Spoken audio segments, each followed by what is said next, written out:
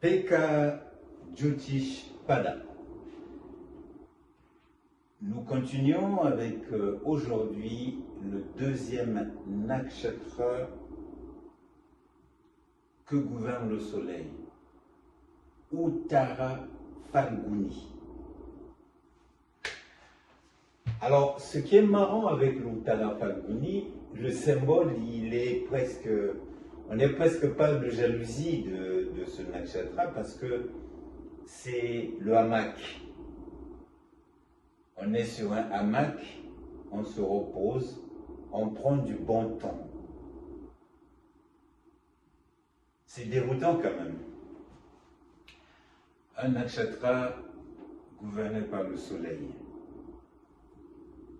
Alors, quand on est sur un hamac, on se repose. Alors, moi, je vais toujours faire des parallèles parce que c'est là où on tire la substance. Dites-moi, la fleur, quand elle est aboutie, quand elle est sortie, quand elle a ses couleurs, jaune, rouge ou orange, ainsi de suite, qu'est-ce qui se passe?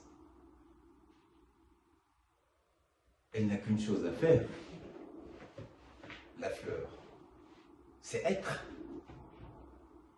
Et c'est là où les humains l'admirent.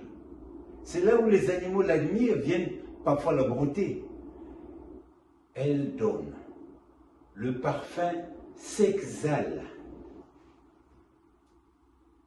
Il n'y a rien d'autre à faire que de donner de l'amour. Parce que l'amour, à ce moment-là, est intelligent. C'est la source de tout. C'est le lien qui va permettre aux gens d'exister, à l'âme de vivre, de manger. Les personnes qui ont le soleil en Uttara Phalguni, ils sont très loyaux, très dévoués. Ils ont le sens du devoir, parce qu'ils savent qu'ils ont ça. Ils sont sur un hamac. Ils ont ça, et ils peuvent donner. Ils ont aussi le souci du détail, qui est très important.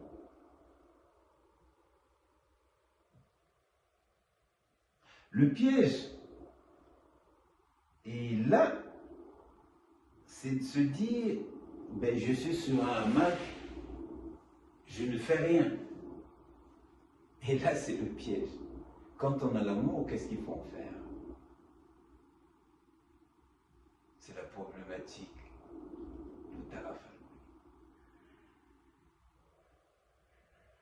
Profitez bien du soleil, les journées sont encore ensoleillées,